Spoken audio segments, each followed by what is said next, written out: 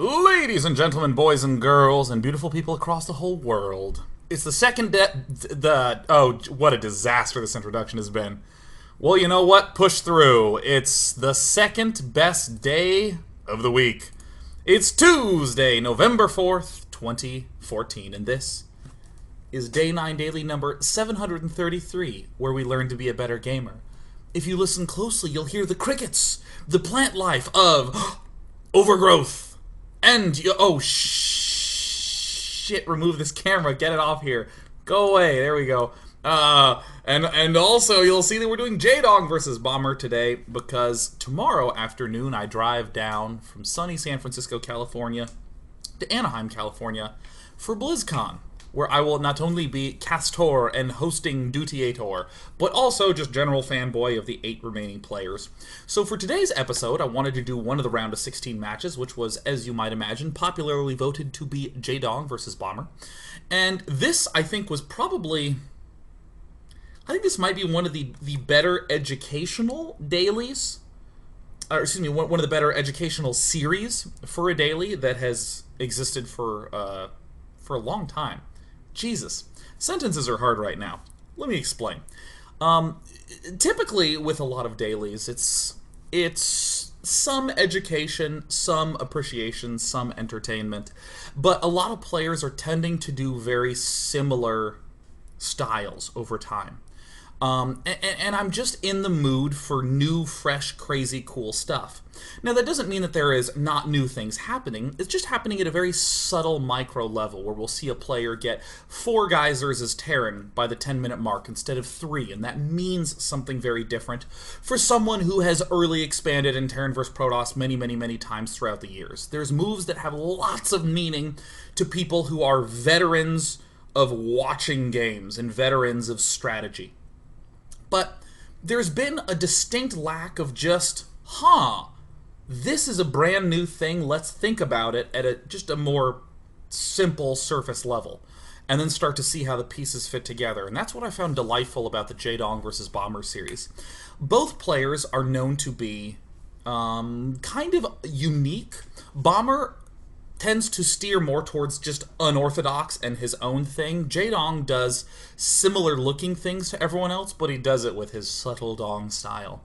So this is just a great series for fireworks and has been just a blast to rewatch through. Especially this first game that we might even spend the entire first segment on, because Jaedong does a couple of things in there that are like, ooh, like you see it for 2 seconds and then it's gone. And I think that this goes to show like how these players are playing.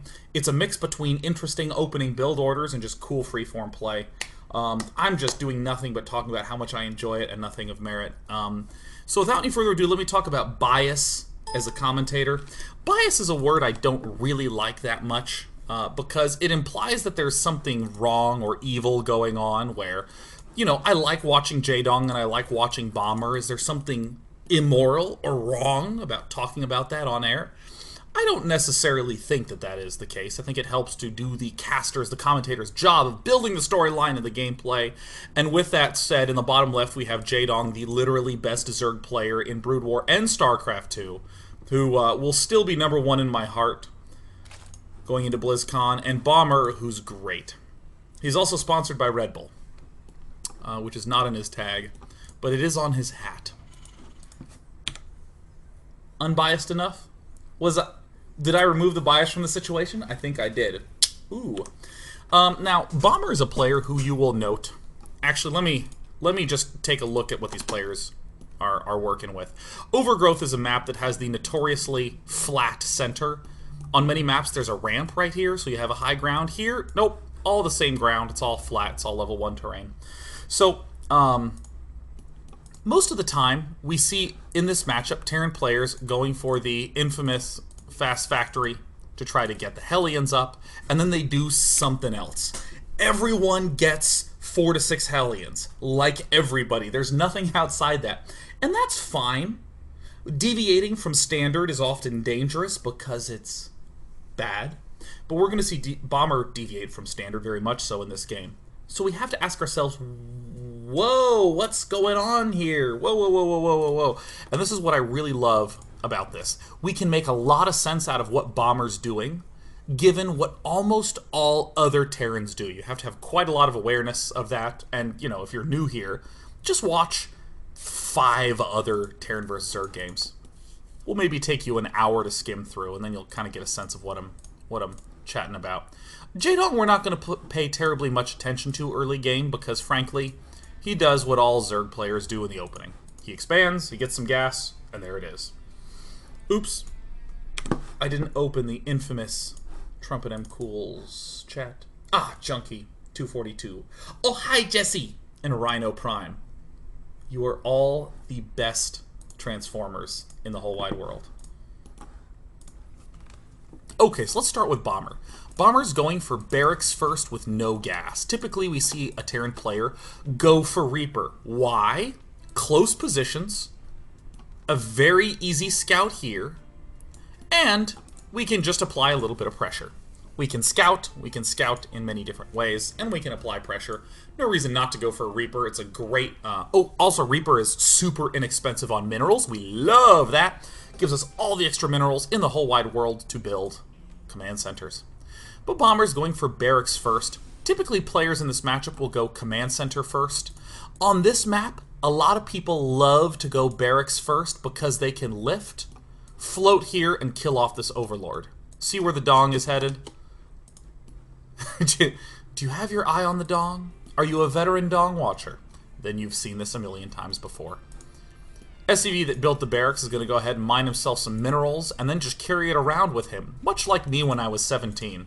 Cashing paychecks, walking around with $123 and change in my pocket, going to arcades, pulling out 20s. Yes, I'd like an extra slice of pizza. I'm an adult. Here's one thing that separates this Dong from all the other nondescript Dongs that live in the world. He scouts with deliberate purpose. Here's something that I just... I don't want to say I hate, but it hurts. It hurts my little heart. It's like someone in middle school buying the new Alanis Morissette album because everyone else bought it. It's fine to buy the album, but you have to do it because you like the music. Alright?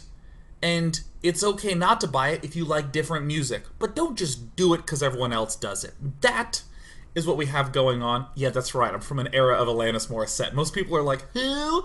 But seriously, listen to me. Listen to me. Most people follow along with just standard movements. I don't want to call them builds, but like the look of what other top pros do blindly. They just do it, man. They're just like, well, I'm going to send my overlord here because I watched Apollo and he said it's smart. There it is, right? You just... well, no, you're scouting because you're looking for something. Look at this timing. It's too late to be a command center first. And you might say, why? And I might say, well, dude, just go watch command center first game and you'll get it. It's too late for a command center first play. It's too early for someone who went gas and then Reaper and then expanded. What must be going on? Oh, dude, this guy went barracks first. So watch this, Overlord. It heads up here. And then watch the beeline. Oh, yeah, heads right back there. Most Zerg players lose this Overlord. Bomber is, of course, smartly not going to move out until he has more Marines, as is really to be expected. You don't want to rush out there and die to someone who went just 14 pool and rallied Zerglings across the map, and you dirtled straight into it. He's going to wait till he has some more, even positioning the Marines cautiously. And we see one of Bomber's trademark classic moves, getting the barracks, getting the command center, getting the command center. Where's gas? Ain't no gas! Now, if you're a Bomber watcher, if you've watched any of the Red Bull events this year, you'll note that Bomber not only is one of the few players who does do this, but also that he tends to follow up with lots of barracks, and that's something we're going to see as a theme throughout this whole gosh darned thing. Now, what we're seeing out of Jaedong is, again, some very interesting stuff. He went for fast gas, which would let him get fast pool. Oh, excuse me, let him get fast speed at his pool, and yet we don't see it. Why? Because he saw no Reaper, which means no gas, which means very likely super late Helionage. It's not really a big reason to get speed Zerglings if they're not going to be useful. I mean, speed's great, but again, the Dong does what many Zergs don't do. The Dong thinks. The Dong does what is good in the situation, rationally speaking. Not because he is just blindly following a build order. Or should I say blithely following a build order. Now let's look at Bomber for a moment. Just expanding, macroing up as to be expected. We're going to be spending most of our time looking at Mr. Bomber, but I'm going to be pausing at one particularly sensitive time. Now, let's think about the role of the Hellion, shall we? What does that early Hellion pack do in a typical Terran versus Zerg? A typical early Hellion pack is, denying creep spread. Early Hellions can kill off drones. Put your boner away. Okay, that's a great way to lose games and is very opportunistically thinking. Only happens some of the time. Let's talk about what happens all the time with the Hellion pack, right? Scouting is something I'm willing to release a finger for. I don't know why I winked, but that sounded just awful, so work with that. Okay, so it's normally used for denying creep spread, scouting, sometimes picking off Zerglings. You can get a little bit of a Xel'Naga Watchtower control, you get some vision control. It's generally for looking and denying, and that's about it. Not a lot else. And this is extremely important, because think of what 2 Hellions versus 4 Hellions versus 6 Hellions will do compared to that list. Does 6 Hellions scout any better than 2? No. Do 6 Hellions deny creep any better than 2? Kind of, yeah. And they can kind of harass. They can kind of apply more pressure. Primarily, Bomber is looking to scout. He's not looking to try to apply a lot of pressure. He's not looking to deny great creep spread, because a lot of times you'll see this happen in the pro metagames. Something that people typically do every single game, the opponent gets good at stopping. What's another example? Protosses are so damn good at stopping medevac drops because they have to deal with it every game. Every game they have to deal with it. So some Terrans begin to find an edge in saying, I'm not actually going to go for a drop at that time. Nope, no starport. I'm not going to, or not no starport, but no medevac harass. I'm going to do something else a little different during that time with the extra money. So here we see Bomber saying, you know what?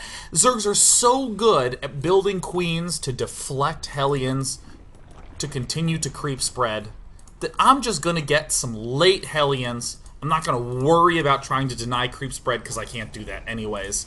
I'm going to do a build that's letting me get more Marines up faster.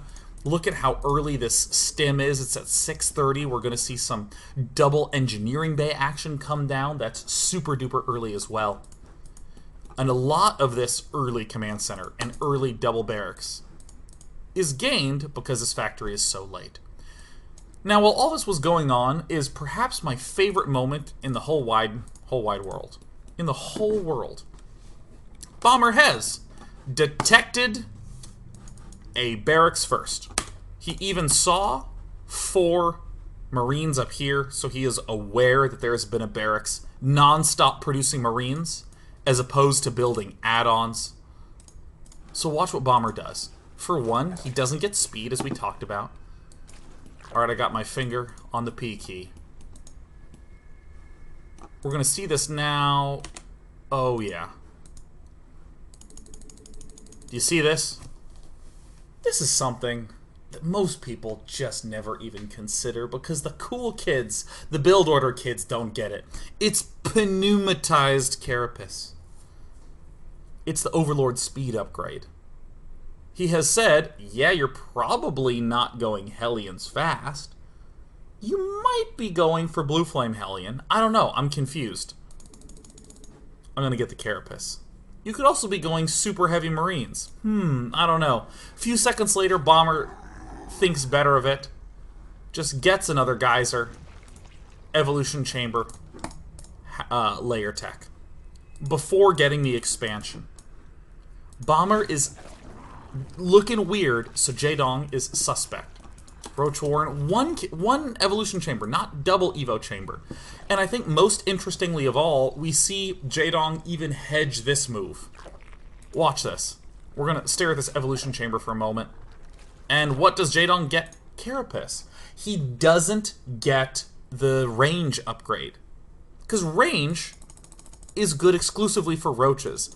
Carapace is good for both Zerglings, which you would typically want in mid and late game versus Terran, as well as roaches, which you typically want right now if there was some sort of big scary threat. So I think this really goes to show how intelligently Jaedong is playing by setting this Overlord up and pulling away, and there's nothing wrong with doing that. Just don't go insane and get like 7 things that eats into your economy so much that you can't build drones. What makes these sorts of impromptu choices correct for Jaedong and good for Jaedong is the fact that he is not overbuilding geysers. He's leaving this geyser open. These 2 geysers were not rushed. He's not building 2 evo chambers, he's building 1. He's not getting all this end expanding. He's waiting till he has enough funds to do that. Just don't interrupt your drone production if you are deciding to, as many people would say, wing it. And Jaedong has so much of the normal look. Now, in the meantime, Bomber is just building Marines. He's building some Hellions, as is typical. Jaedong is expanding, as is typical. So here's where I do need to come to the Bomber cam. Because if you're Jaedong, what are you going to be doing that every smart Zerg player will be doing? You're going to be going, dude, what the hell is this Terran doing? Most Zergs are either going to get defensive and try to, you know, build extra spore crawlers or get a baneling nest before layer, or sometimes get Roach Warren like we're seeing Jaedong do here. Some will just go all in. So here's what I love that we're seeing out of Bomber. Not only does he have a very early bunker with a lot of Marines, he's also getting the Widow Mine, and this is where we're starting to see Bomber's build come together. Bomber just wants to get to the late game. Or, I guess more specifically, the mid game and the mid-late game. He just wants to get up his orbitals, he wants to get up his engineering bays, and what Bomber's really looking to do is not apply pressure, the job of the Hellions, he's just looking to stay alive. And so this is what is so cool about getting these 2 barracks early, and so cool about getting these Widow Mines fast. It's ultra defense. Defense to the max. What do these Hellions do? No pressure. Just scouting. I mean, that's very fortunate that Bomber got to kill some stuff off. But Bomber's just looking. Bomber's going, wait, do you have speed Zerglings? Is there an all-in coming? What's the big threat? Look at Bomber getting 2 refineries very, very quickly. Shortly after he starts the 1-1 upgrades, he has both of those down. Bomber doesn't really need these Hellions to stay alive for super long. He's just scouting. He's not denying anything, he's not dealing damage, he's just examining. And of course he sees roaches, he sees evo chambers. Oh, this one got cancelled. He sees a late expansion. Great.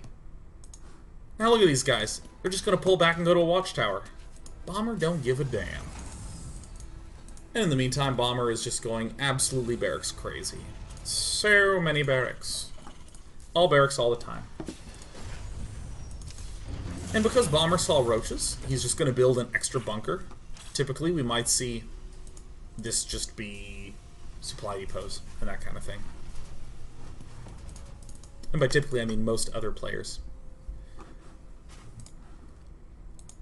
So what I think is very sensible out of Jaedong is if we built some roaches early, let's just go ahead and get the roach speed and try to apply a little pressure out of that. Jaedong, I think... I'm always uncertain about these kinds of moves, but I think it is just... It's almost like a good principle. If you built the Roach Warren, use it. Use the damn Roach Warren.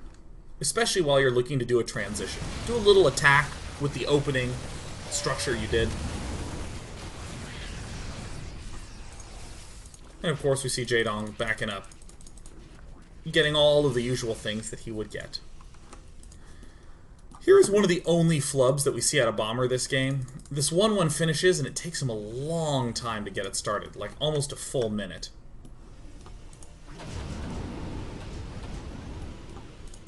And then the rest of the game, I think for much of the rest of the game, these moves that we see out of the players are the standard moves. Well, if you open roaches, you are probably not going to have good anti-air. So I'll open Medevac to harass. Very typical. We see Jaedong transitioning into Ling, Baneling, Zergling, getting an extra macro hatch. Should be getting a 4th base soon. Very common, nothing out of the ordinary here. The only thing that's truly out of the ordinary is the fact that this factory is just not landing like ever.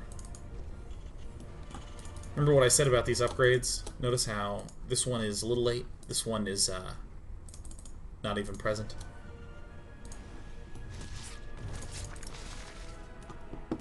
It's just generally good play by Bomber. Just absolutely straightforward by the book play. Nothing out of the ordinary. Dewdrops against a player who has late mutas. Dewdrops against a player who has late mutas. Late mutas, late mutas, late mutas. If you can split away one muta, unload and kill one muta. If you're Jaedong, play so fast that you never lose one muta. And the most painful moment of all, not getting speed. Do-woo-woo. Do-wop. And that's why you do that.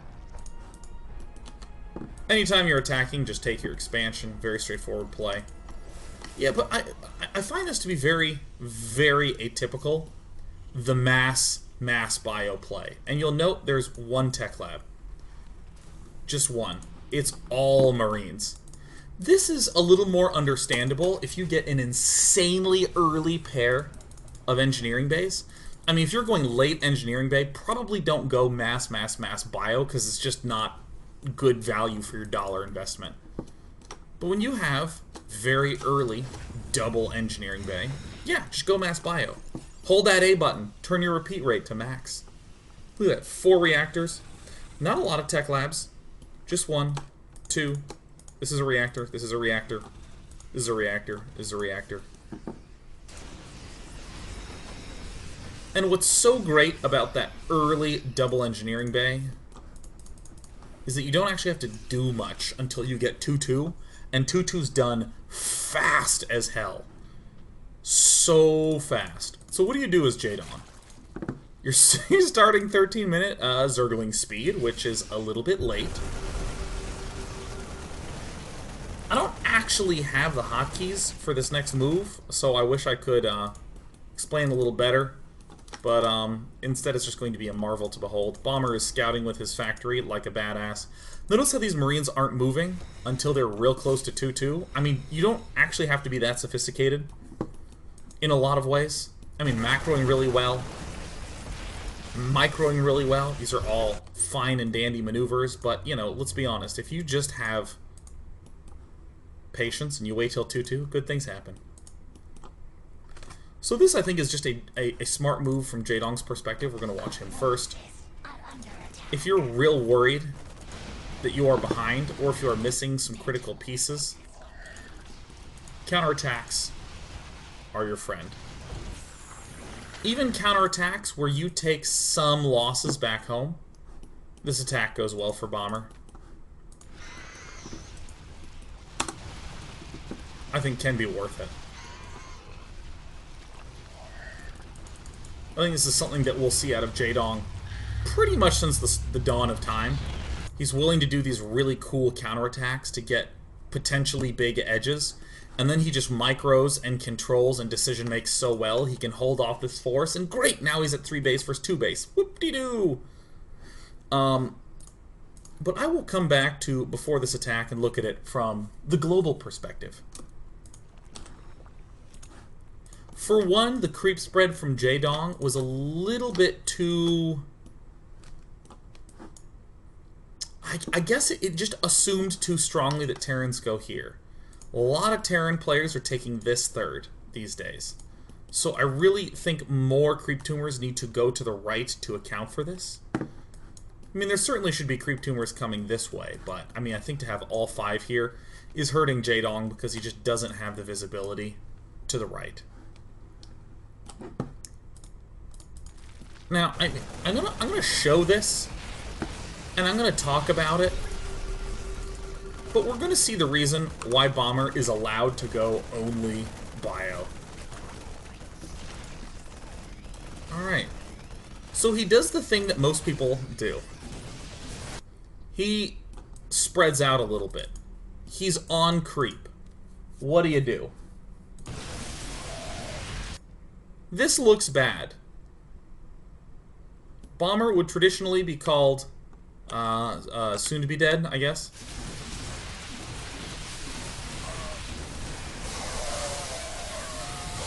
And yet Bomber doesn't die. And I think this is a micro concept that deserves actually some MS Paint. Let me make sure. Is this the part? Yeah, I think there's more banelings to come. We're just gonna watch this micro yet again because it's so sick. Yeah, look at Jaedong cutting off reinforcements. Very cool play. All right, let's slow down again.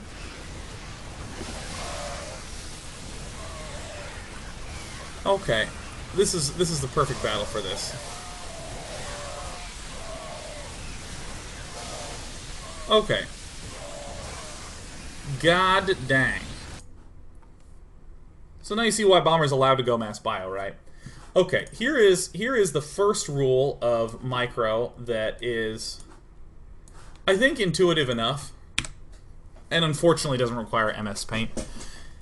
This is an intuitive statement, but it's really hard to get your hyped up heart and hands and brain to do this.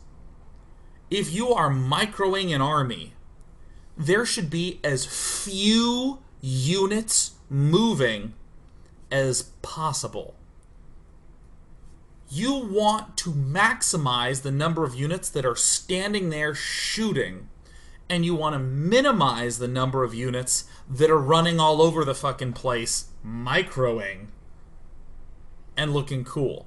So often you see the most successful players doing nothing with a lot of their army. Let's take a look at this fight. I want you to watch this army force as we have these units rolling in. Look, they just mostly sit there. Mostly sit there. A little bit, mostly sit there. Here's the other little trick to just generally melee versus ranged. Actually, I'll do... Here's what most people typically think is proper micro. So these black circles are your units, and here's the enemy units that are melee. And what do the melee units do? Well, they're just going to be constantly moving towards you. Cool. So what we tend to see most people do is kiting, because it's easy, right? Kite, shoot, shoot, shoot, shoot, shoot, shoot, right? It's easy to execute. It feels like you're awesome, but still, especially if these are banelings, there's a problem here. And in fact, with most melee units, this is not the optimal. In StarCraft 2, in many ways, it is the optimal because you're playing so freaking fast that it's kind of hard to do what I'm about to say, but that's fine.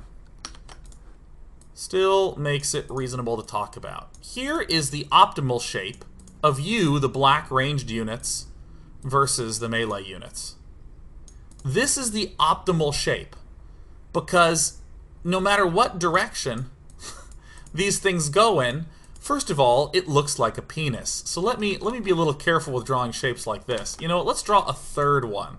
Here we go. There we go. This... oh, what a relief. Okay, let me use my... let me use this. So you'll note that if these melee units are heading towards this unit, they are running away from these two. They're running away from these two. Similarly, any one that they go for, they are running away from the other ranged units that you have. And what this means is that these faraway units get to just dirtle and fire. You don't have to pay attention to them. Now, in terms of mental processing, it's actually pretty easy because you micro the things that the melee units are closest to. And the important thing, though, is that you get set up into this shape, where the melee units are in the center, which it feels weird to try to surround with ranged units, but it is still the best maneuver. So we see, for instance, these units running up. And as they hit here, we see this triangle. Pack of units, pack of units, pack of units. Look at all these units just sitting there. Okay, so as they come down, just grab whoever it's closest to. These guys were already on a move command. Sure, everyone starts moving. That's fine to get a little bit of distance, but still the desired shape is to surround. And we'll see this a bazillion, badrillion times in this series. Bomber, who has superior macro, 15 Marines at a time, has just stupidly good micro, all his units at a time. I'm going to speed this up so we can close out game 1 and go to a break. And there's the little things. Pre-spreading, sure, that's fine. I mean, you want to do that, but you'll still see Bomber most of the time have as many of his units at that front line as humanly possible. Having this spread that goes all the way back is not as good as having all the units firing at once. A little bit of spread, and notice it's not everything running back. It's a couple units running this way, and a couple units running this way.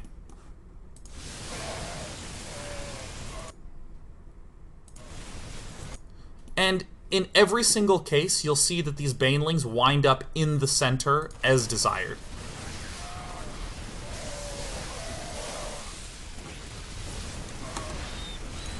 I think of all players, and even watch this at BlizzCon, Bomber will have a very tightly packed cluster of them fighting against banelings. What seems intuitively bad, don't cluster AoE damage, is actually good in terms of micro because so many of those units are shooting instead of dirtling around somewhere else. When we come back, we're going to do game 2, and then 3, and then 4, and then 5. Ah, great. But we're still seeing that with the weirdness of these openings, there's still a lot of the good, intuitive, sensible undercurrents going on there, and of course, ooh, sexy, sexy micro. Ooh, so good. We'll be back with the... Oh, Jesus, what is this overlay doing here? Get out of here. We come back, we're going to watch a mech game. Woo!